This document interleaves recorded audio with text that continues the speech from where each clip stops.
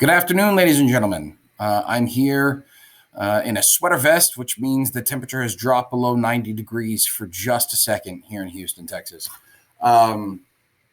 Today we're talking about Dar al-Islam. Now, Dar al-Islam translates roughly to that which Islam touches. But really, practically, what we're talking about today is regions and cities that adopt Islam through conquering, through other means of adoption, and why that matters politically to the world. So we're talking more about the political side of Islam as opposed to the religious side.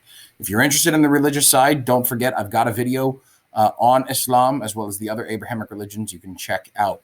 But today we're talking about really how rapidly Islam spreads, firstly, and then from there, where it goes in kind of pockets around the world.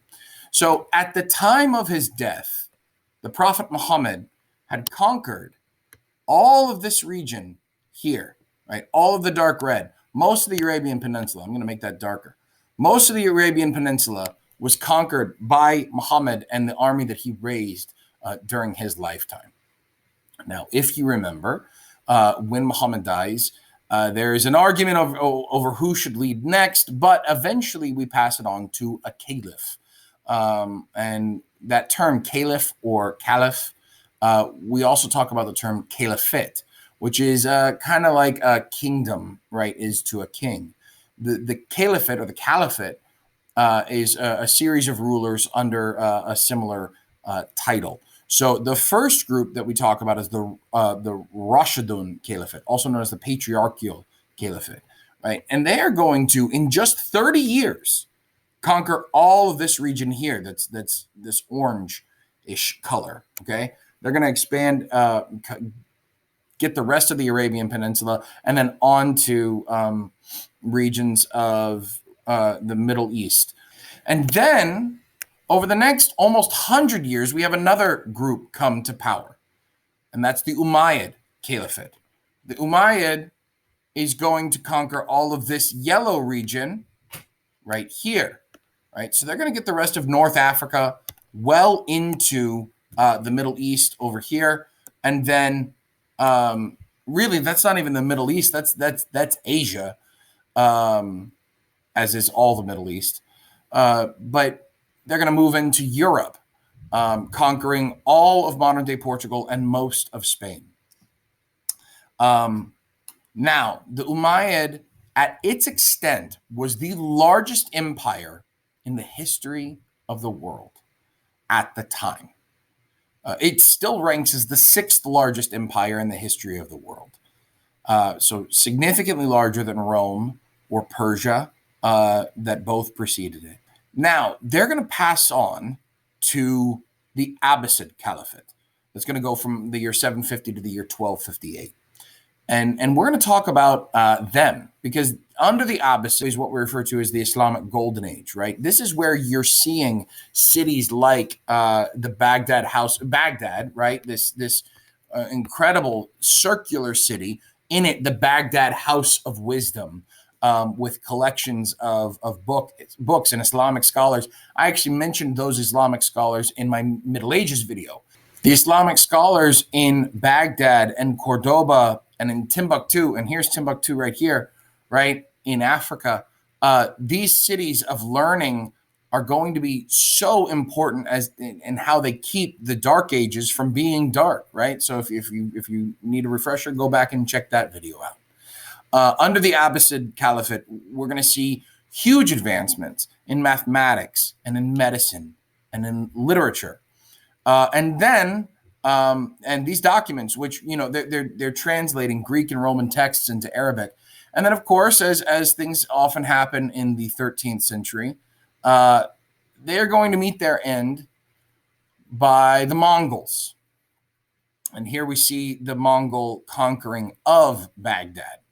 And the destruction of most of the Baghdad House of Wisdom, where, according to primary sources, on that day, the Tigris ran red with blood and black with ink.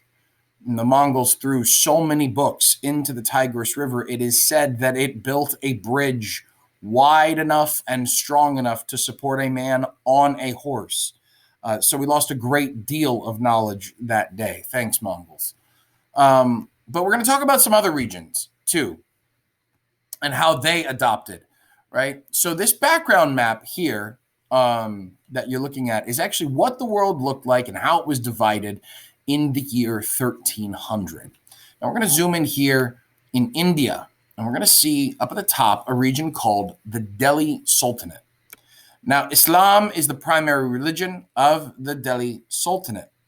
And if you notice, though, this is not all of India. In fact, Islam had trouble getting much farther into India than just the northernmost regions. And that really comes down to the differences in Islam and Hinduism.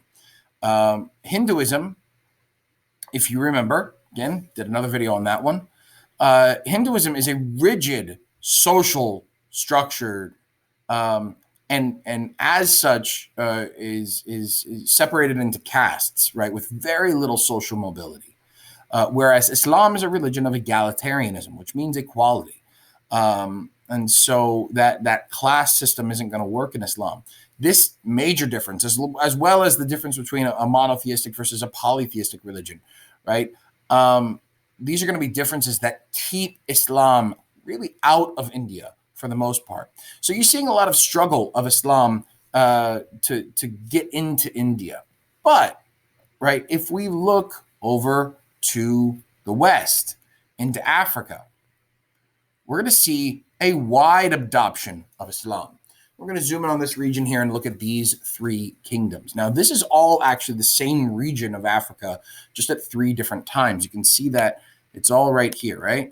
There's the right, and there, and then, of course, there. These are the kingdoms of Ghana, Mali, and the Songhai. And we're going to talk about the Songhai in another video. We're going to mostly focus on Mali today.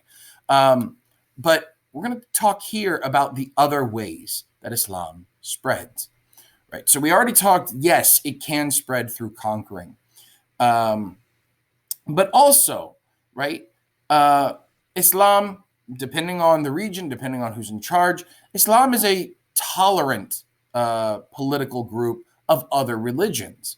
Right? You are permitted to practice Christianity or Judaism, right? You are permitted to practice other religions so long as you paid what was called the jizya tax. And for some people, that's going to be enough to say, look, I don't have the money to be a Christian right now. I'm Muslim. But that's not going to be a main reason that people convert. There are going to be people who have justified true belief in Islam due to interactions with Muslims, interactions with Muslim missionaries who are going around the world, and then more commonly, interactions with Muslim merchants. And that's what we're going to talk about Ghana and Mali. Now, Ghana and Mali, this whole region, right? When I say Ghana or Mali, I'm talking about the same place, more or less. Western Africa, sub-Saharan Western Africa, which sub-Saharan means it is south of the Sahara Desert.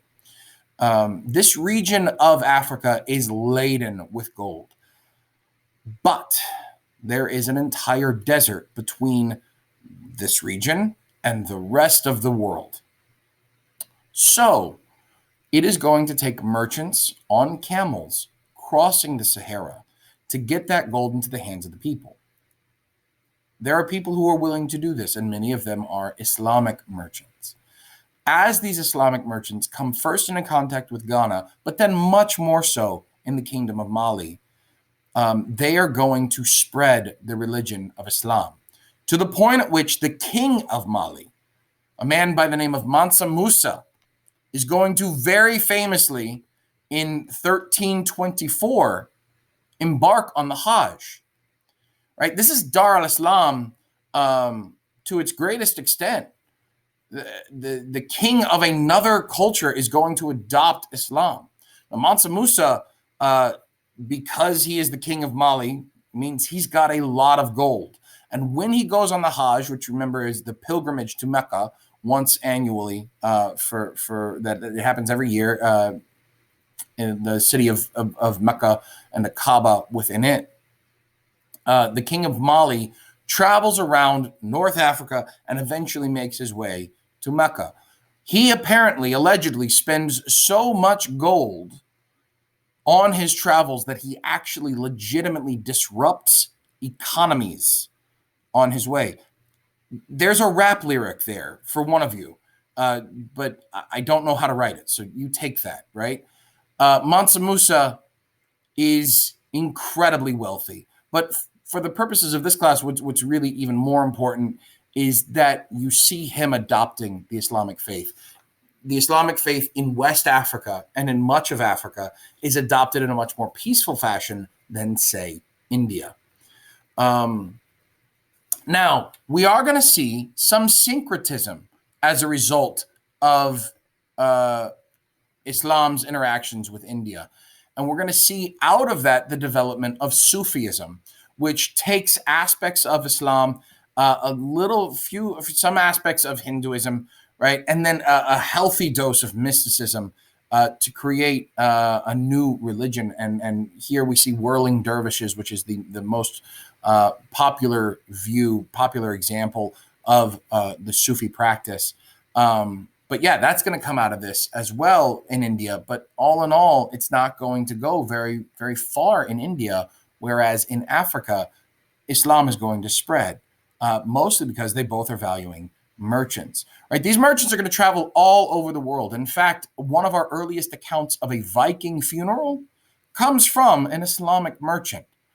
It is an interesting primary source. I highly recommend you read it. But we're going to talk about one more Islamic merchant because we're going to address him maybe later in another part, but I at least want you to hear about him now.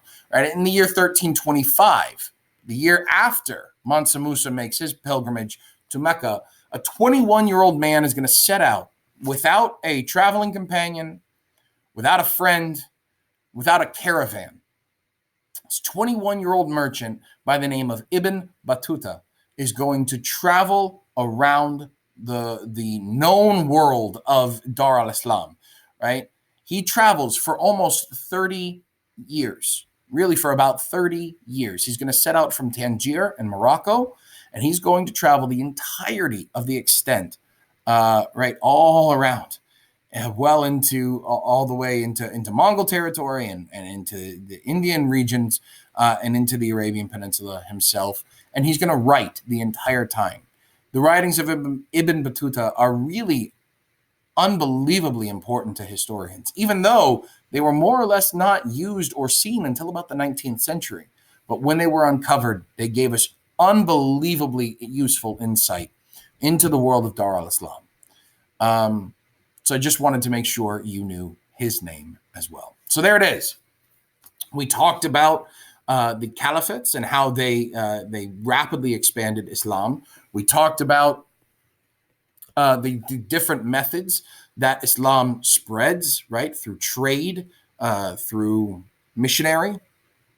We talked about Dar al-Islam as it spread to India and the troubles that it had there and the great success it had in West Africa.